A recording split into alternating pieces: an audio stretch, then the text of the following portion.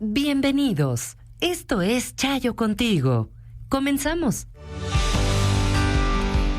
Fíjense que más allá de la personalidad, el carisma y demás que tenía Paquita la del Barrio, sin duda las canciones de desamor, las canciones de despecho, tienen un gran impacto en las personas, en el público, y se vuelven muy populares porque es una forma de canalizar el sentimiento cuando hay dolor, particularmente cuando hay dolor y cuando hay una gran impotencia frente a la ruptura de una relación.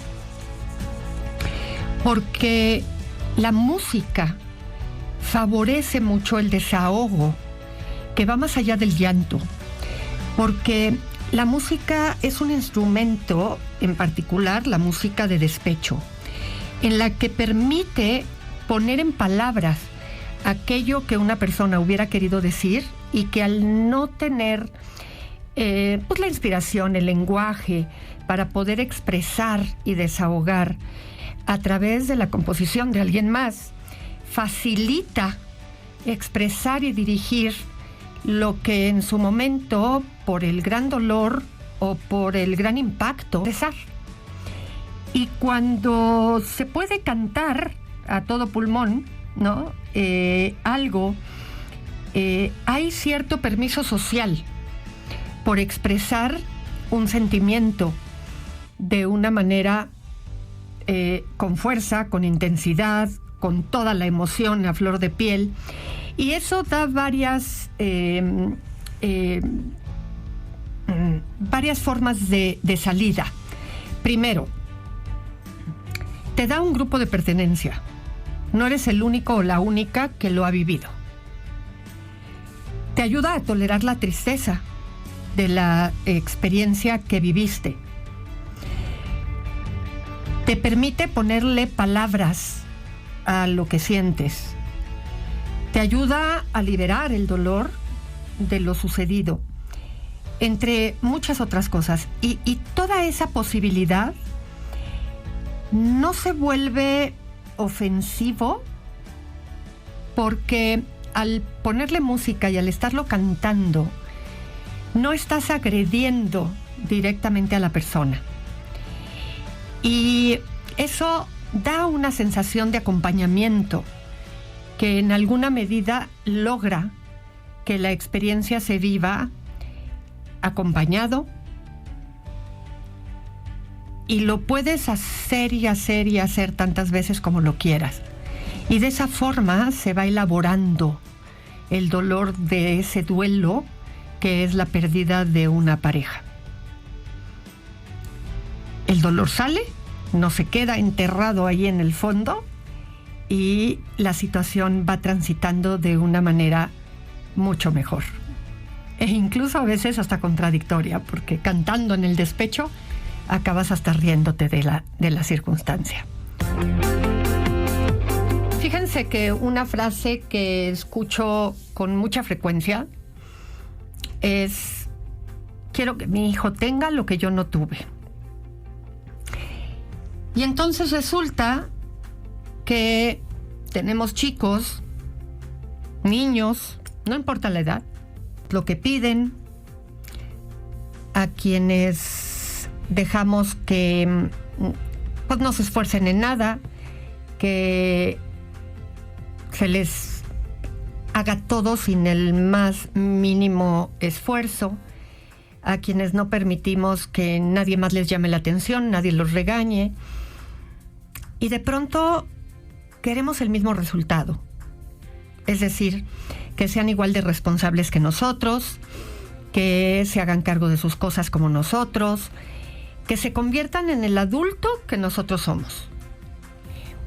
Pero mucho de lo que nos hizo ser lo que somos es que vivimos con carencias. No estoy hablando de las carencias básicas, alimento, techo, ¿no? Estudios. Estoy hablando de que para poder obtener algo que deseábamos, tuvimos que trabajar para lograrlo, que a veces lo pudimos obtener hasta que ya de plano fuimos adultos y ganamos nuestro propio dinero, y ahí fue cuando ya nos los dieron, o nos los dimos a nosotros mismos, porque pues no había la economía suficiente, porque no nacimos a lo mejor en una casa donde había un coche, y entonces tuvimos que pasar por subirnos a un medio de transporte público para poder obtenerlo. Y poco a poco y con el tiempo, pues ya logramos hacernos de un cochecito. Y a lo mejor pues nuestros hijos tuvieron la fortuna de que se pudieron ahorrar mucho de eso. A lo mejor nosotros tuvimos que caminar muchísimo para poder llegar a la escuela porque ni para el transporte público había.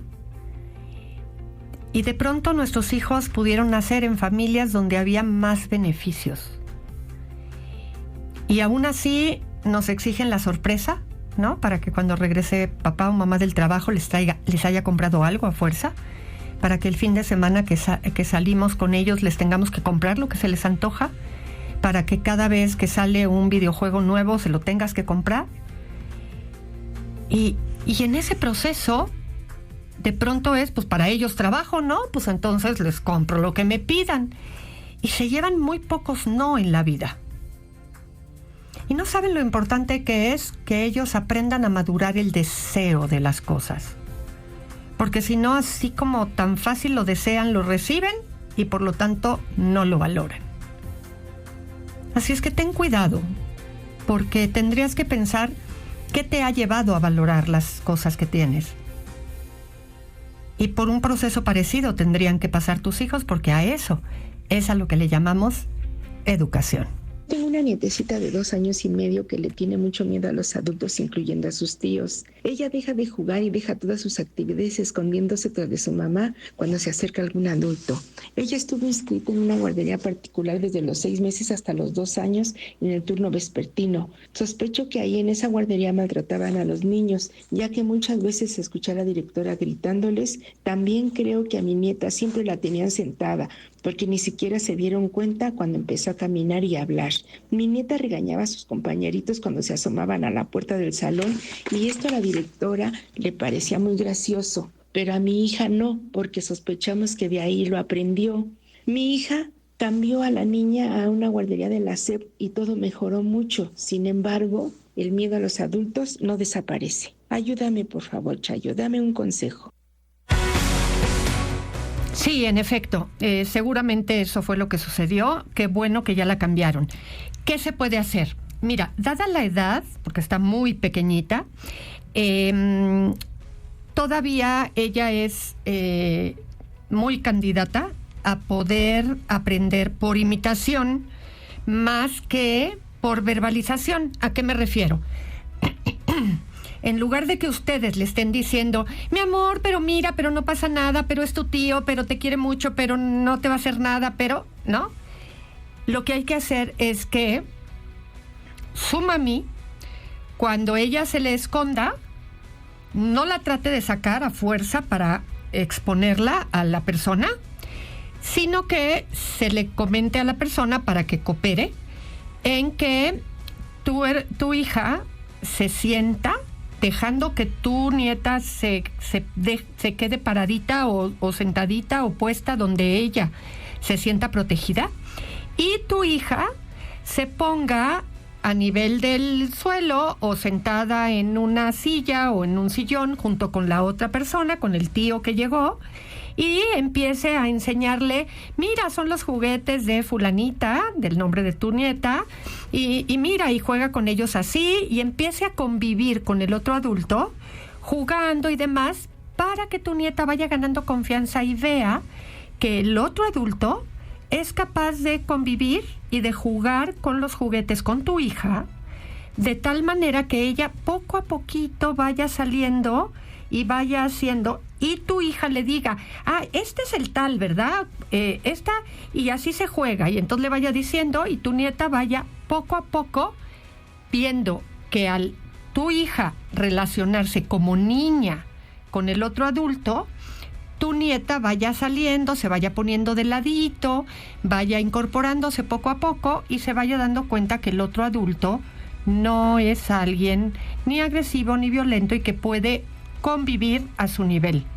Cuando los niños desarrollan estos temores, el otro adulto, en lugar de agacharse para relacionarse con el pequeño, lo que necesita hacer es hincarse o sentarse en el suelo de manera que quede a la altura del pequeñito, de tal forma que se vean iguales. Porque cuando un adulto se agacha, se dobla para relacionarse con el niño lo ve grandote todavía. Entonces necesita ponerse un poquito a la par y hacerlo primero tu hija con los otros adultos cada vez, para que el otro adulto, y no varios al mismo tiempo, porque los va a sentir multitud, ¿ok? Entonces, uno a uno, irse relacionando de manera que vaya ella viendo que no pasa nada. Va a ser cuestión de un poco de tiempo que ella se vaya familiarizando y este miedo se le va a quitar. Pero hay que tener un poco de paciencia. No se nos debe de olvidar nunca que como padres tenemos un gran aliado en la educación de nuestros hijos, y ese aliado es la escuela.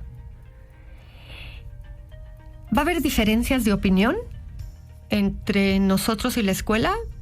Seguramente. Seguramente, porque las hay entre papá y mamá.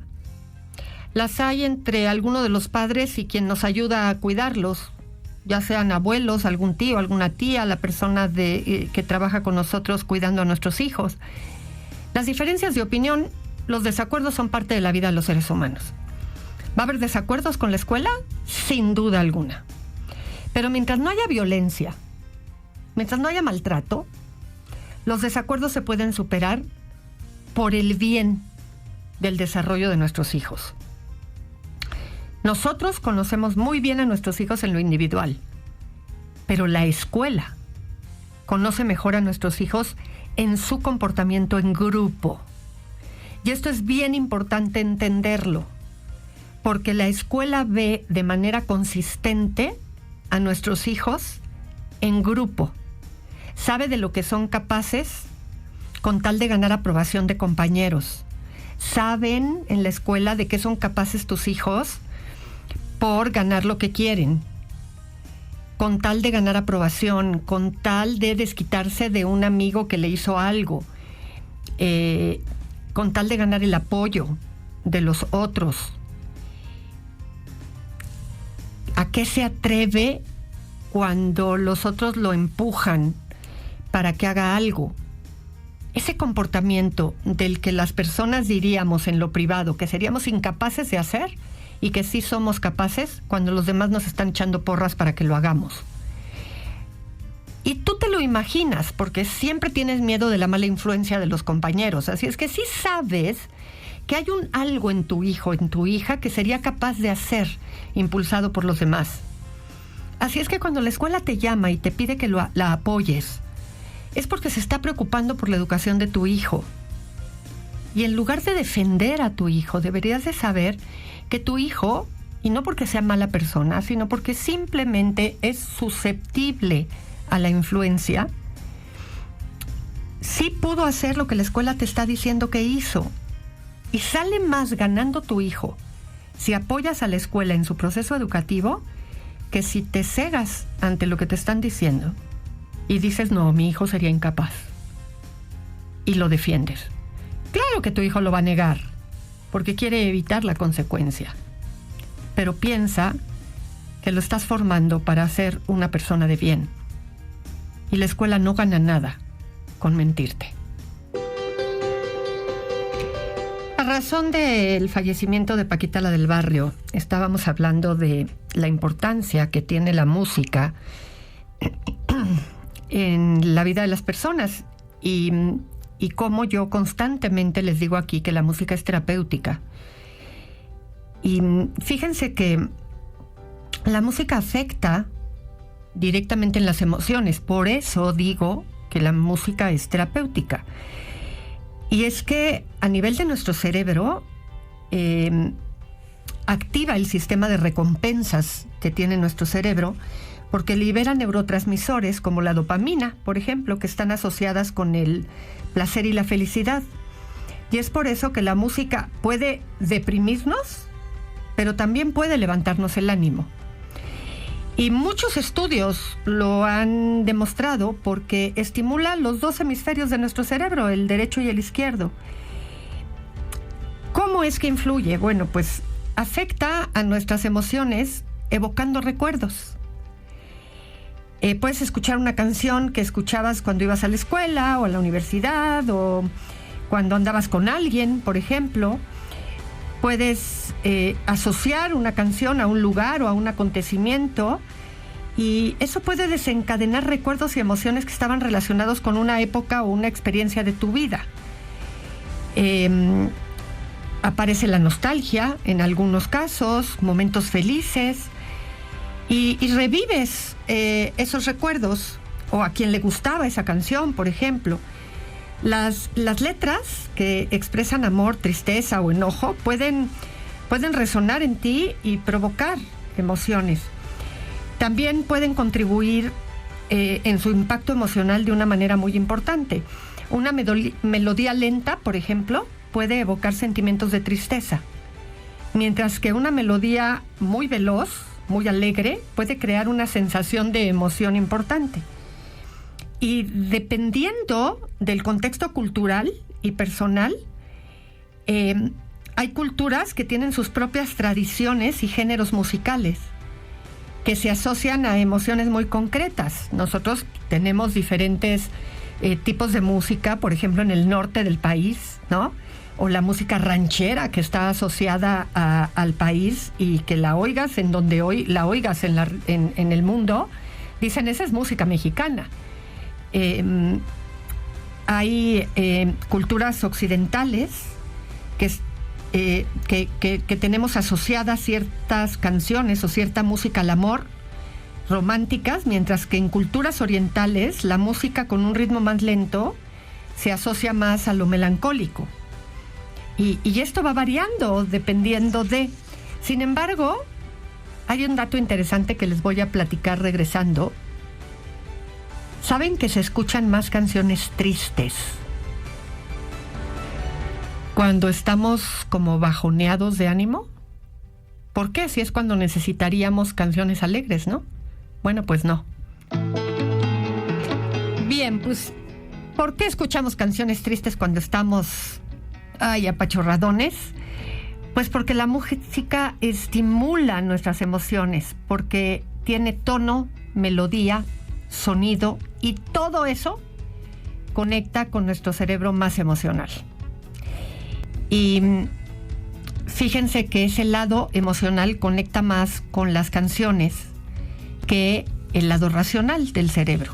Simplemente lo repetimos, lo disfrutamos y todo lo que recordamos a través de la música tiene más un tinte de tristeza y de nostalgia. Y las emociones que en un momento determinado sentimos van a ir transformando nuestros recuerdos y nuestras vivencias con un tono que tiene mucho más que ver con la nostalgia. Así es que nos recreamos un poquito al reconocer una canción. Ese elemento clave nos lleva, junto con la letra, la melodía, el cantante, el ritmo, el estilo, en fin, a esos recuerdos que van a tener ese toque. Por eso tendemos a utilizar más la música triste cuando andamos sensibles, vulnerables y demás. Bueno, pues es momento de decir hasta mañana. Los espero aquí en punto de la 1:00 p.m. con más de Chayo Contigo. Quédense en Joya. Mis compañeros tienen, por supuesto, preparado para ustedes acompañarlos de la mejor manera posible. Yo soy Chayo Busquets. Esto fue Chayo Contigo. Audiocentro.